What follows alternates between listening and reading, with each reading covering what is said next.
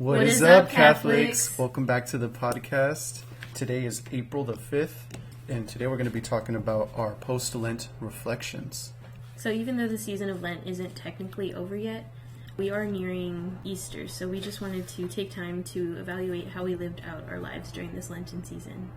Yes, so we're going to share some personal things and a post-Lent reflection, and we have 3 little questions that we kind of reflected on, and then we're kind of just going to share them, and then let's see what we get out of it.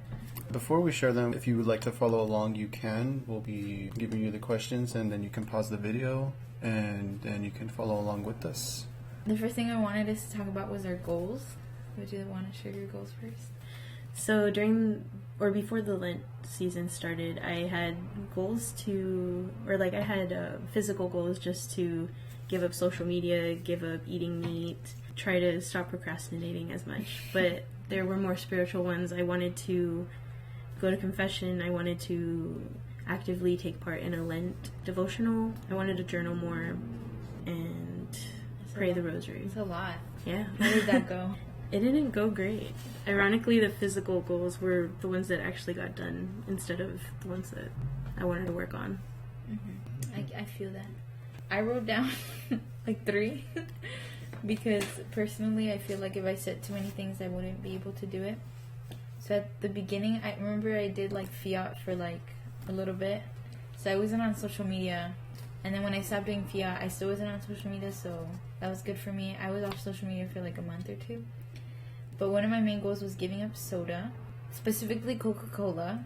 Not a specific soda, because I drink soda after I've been drinking Dr. Pepper. Which is, maybe it's not a good sacrifice, I don't know. In my head, it made sense. And praying more and being more present, because I feel like I let time fly. What's the word? The 7 deadly sins? Sloth. I really feel that in my life. I have been feeling that in my life. I kind of I'm very lazy, so that makes me put God second a lot. That was one of my goals, to make him first. So for me, I feel like this Lent was very different, because usually what I would do in the past is I would give up mainly food things, but I never did anything spiritually to help myself spiritually. So for this Lent, what I've been doing is pray the rosary every day of Lent.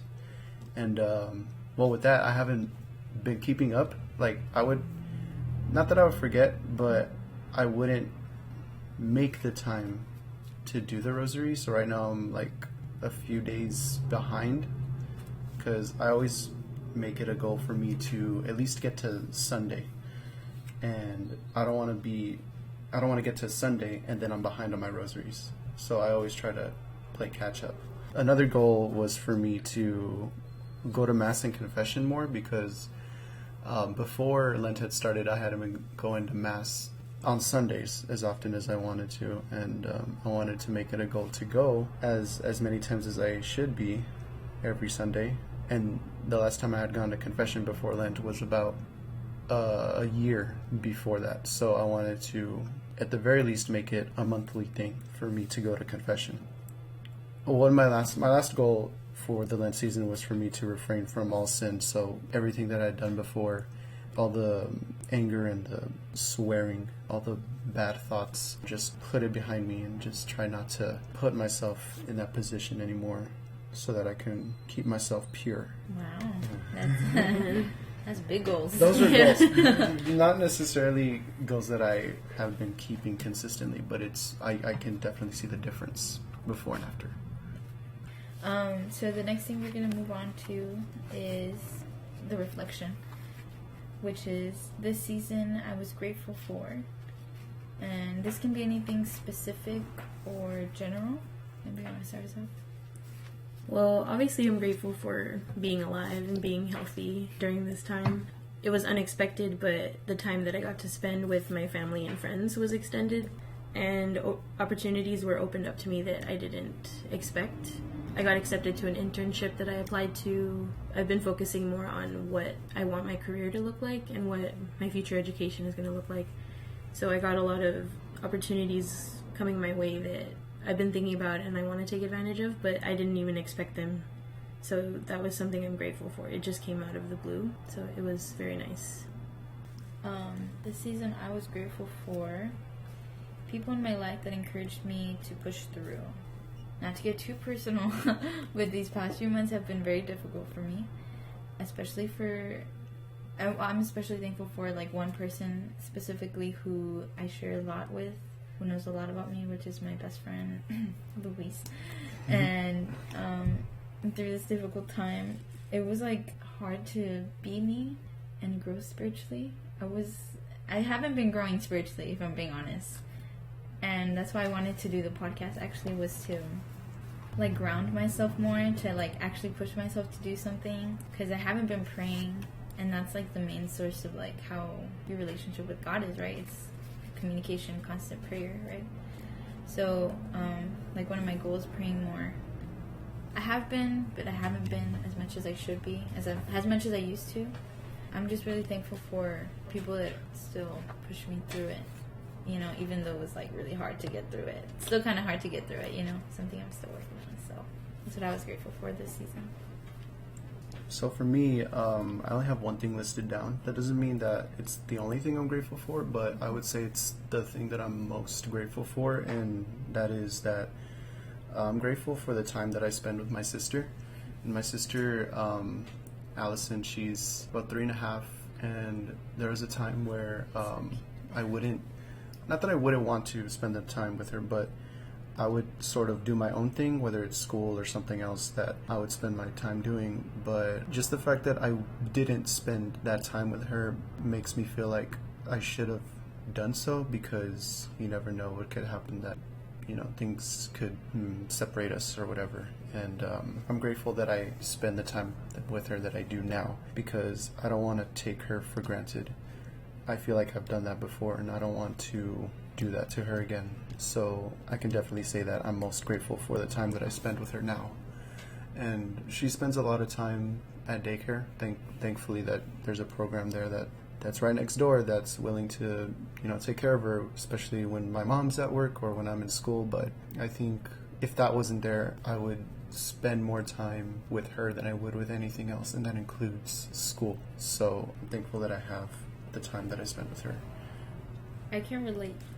My nephew, I feel like sometimes I get annoyed and I'm just like, okay, go away, because he's 4 and he's super hyper, he's super loud, he's crazy. Like, I'm crazy, but he's like times 20. But and then I forget, and I start to remember, like, one day he's gonna grow up, and like one day he's not gonna be little, and I'm not gonna cry. Yeah, he's gonna grow up fast. They're gonna grow up fast. So moral of the story, take advantage of the time you have with people, especially the little babies, because they're gonna grow up. That's so true. Nama, why are you crying? I'm not crying. Okay, the next part of the reflection. A theme for me, I noticed this season was, I guess you can describe it as me just going through the motions, because before Mass was made online, I would attend Mass, but it just didn't feel like I was actively participating. So I hadn't made the time to go to confession when it was still available to me. And then once I tried, it was pretty much too late. And so going to Mass just kind of felt kind of like an act. Like I was just going just because I knew I had to, instead something of... you're used to also. Yeah. Like I can't just choose not to. So going to Mass without being able to receive Jesus it felt empty. So like I was just there, and like the gospel, it just felt like I wasn't paying attention, like I was blocking it off. So it felt like I was going through it alone. Not that I didn't feel God's presence or I didn't feel Him there with me. I just kind of, it's like I didn't want to. Or like I didn't... Laziness, maybe? Yeah, honestly, yeah, laziness has done a lot of things, especially like in faith, like where I have the opportunity to pray something or to read something, and I don't take it just because I think there's something better to do. So I think just like that feeling of being closed off. And you really described me. Like, that's how I felt, but I didn't know how to say it. But that's, yeah. My theme I put was unsureness/insecurity, because I didn't know how to word it, but I guess essentially not being able to quote-unquote feel God, as most people say, and not trusting Him. I guess like you said, if you said like empty, like feeling empty, kind of like Like, it was just going through the motions. It's hard to describe, but I can picture it in my head. Like a room just, like, filled with nothing. Being in there and, like, hearing things but not seeing anything. I don't know. That's too deep. But, yeah, unsureness and security. Not just in, like, my relationship with God, but also myself as a person. I think that's something that I'm learning to do is, like, grow and, like, love myself, because you can't give what you don't have. So that's why it's been difficult for me to, like even doing the podcast, I'm like, how can I go out and try to do something like ministry if I don't even have it? Like, how can I give what I don't have? Mm-hmm.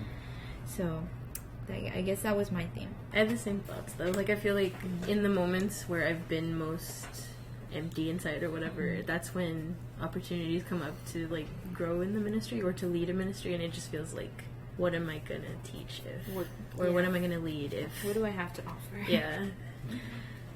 So for my theme, I would say it's forgiveness, because, and I don't think I would have had the thought of forgiveness as a theme for Lent until when I did one of my last confessions. One of the things that the priest that I was confessing to, he told me, you come to confession weekly, but I don't want to misinterpret what he's saying, but I guess just to paraphrase what he was saying is, you can come do confession weekly for the sins that you do, but if it's like you sin, like you swear one word, or if you mess up one time, God will forgive you for any little thing that you do. Of course, if you're doing something that's recurring, then of course you come to confession and you confess for your sins. But even if you mess up once, don't feel like, oh, that's it. I messed up and that's it and I'm done. You could, like, for me, when I'm setting my goals, praying the rosary, I miss one day. That doesn't mean I should stop. Even if I have to play catch up to get to the point that I should be at, it's okay, because at the end of the day, God is going to forgive you. As long as you make the attempt to better yourself is what matters more than messing up one time. Amen. I feel that. Because I feel like once you lose, you lost everything. Yeah. And that brought me to think a lot about the Exodus, guys.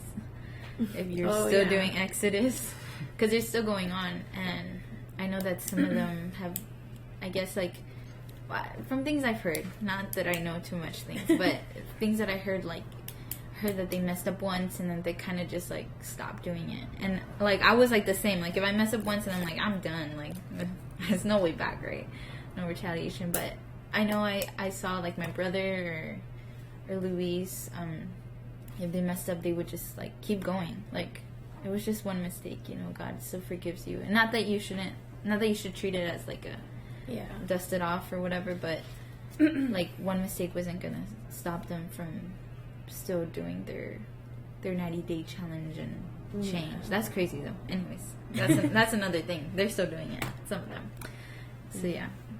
But I like that. Like, I think that's a mentality that we all have. Like, we have to be perfect or we're not worthy of anything. Right. The last part of our post-Lent reflection is, as I consider the next liturgical season, I pray/hope that...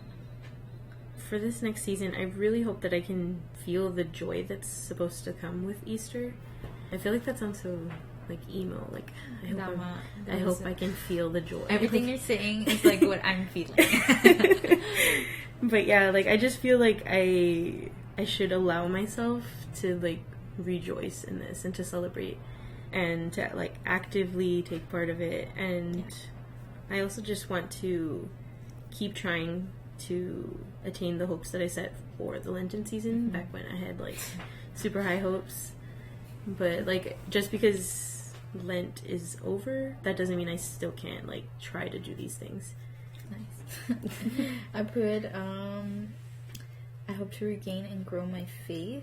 I want to improve my prayer life and talking to God more and actually trusting Him, because I know people are like, just leave it to God and He'll do the rest. Let go and let God. Let go and let God.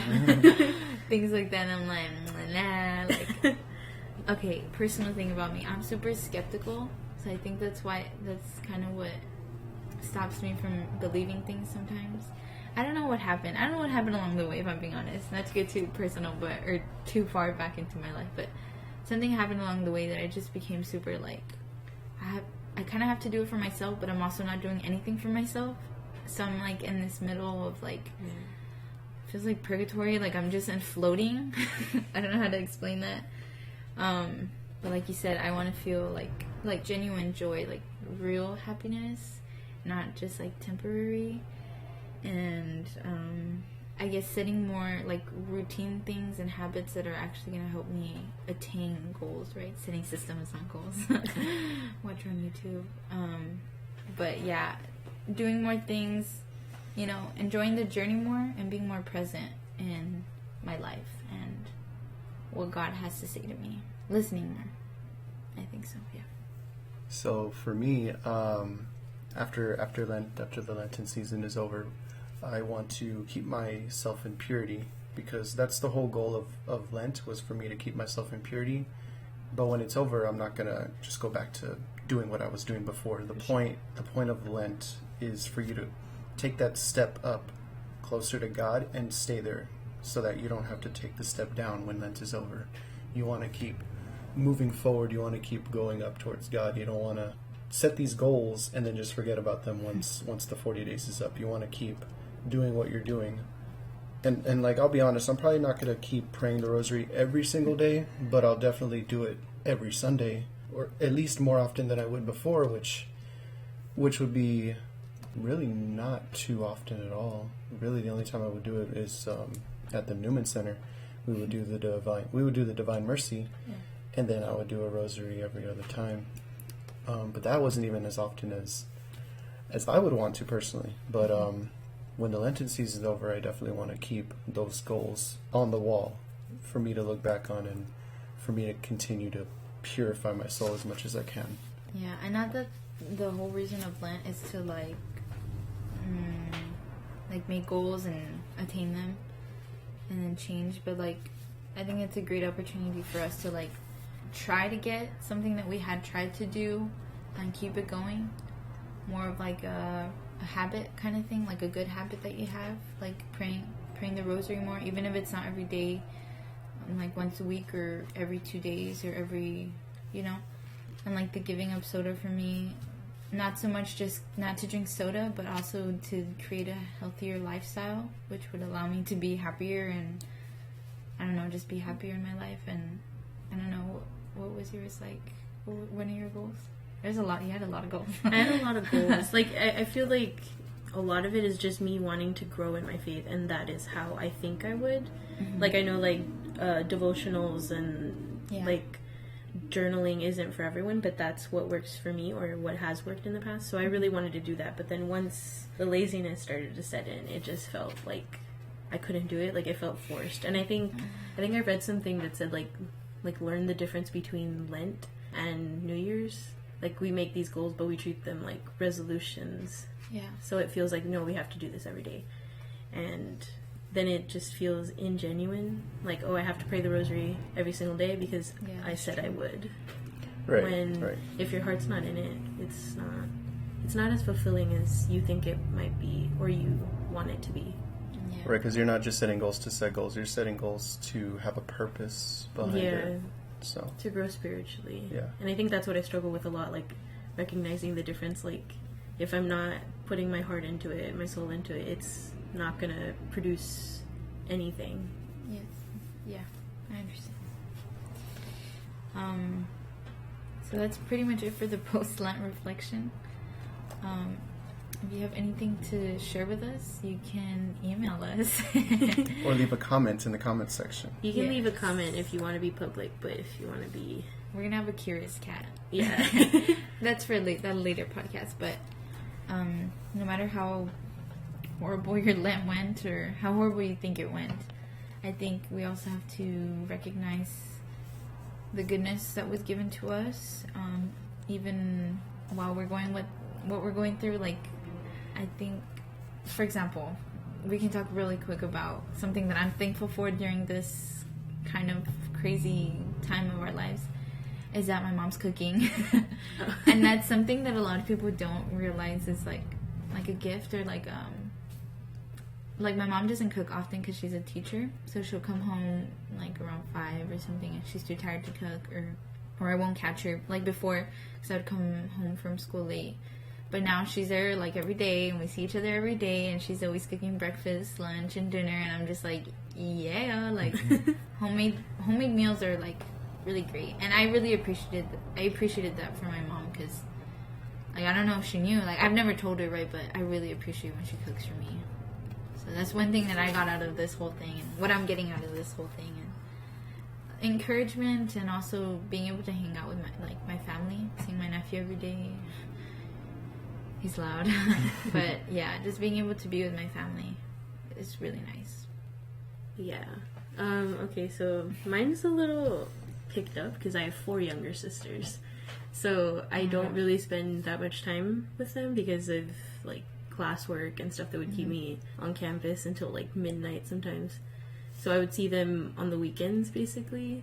And even then it wasn't really, like, quality time. So, like, since we're all out of school, or, like, we can't go to school, we're just, like, at the house and we're just messing around, like, watching TV, or, like, my sisters are, like, 5 and 7, so, like, I'll play games with them, and they're just, like, wait, no, she's 8. Never mind, she's 8, 5 and 8, and then so, like, we just play games, and then it's just, like, little things that you don't think are that important, but I think about it from their perspective, and these are the memories that they're building, and it's just, like, I wouldn't have been able to get that. And I know that this time is really difficult, and a lot of people are scared, but I think this is an opportunity for us to just slow down and think about what we do have.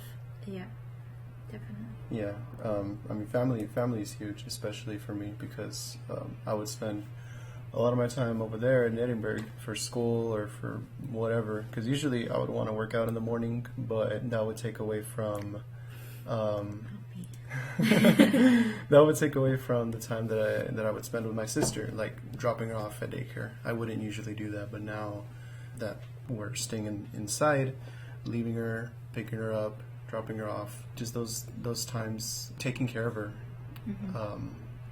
it's just those are memories that I build, and she's too young to build, like, genuine full memories, but I'm sure when I ask her years later, she'll probably remember some things that I did for her. So that's cute. Yeah.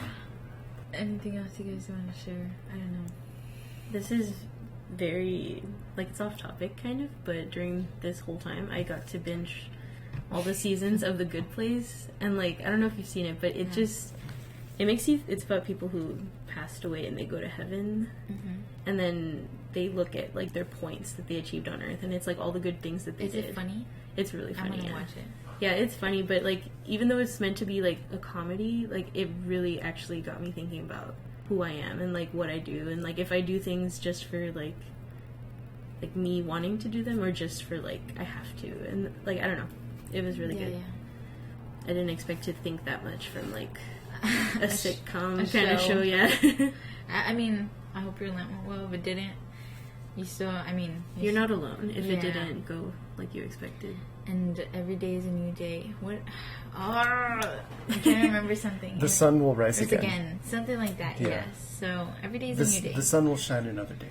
You know, even if you mess up, you can still try again. Even though it feels like you can't. Because I feel like that every day.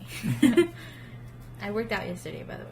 Oh, great. I wanted to shout myself out, because I haven't worked out forever. Oh, I haven't. It's been like a month, at least. I just rolled out of bed and just started doing a 15-minute workout on YouTube. Nice. You just need to do things. Like, what's his name? Shia Buff? Oh, yeah. Just do it. That's going to be it for our podcast today. Join us next Sunday on Easter. On the Easters.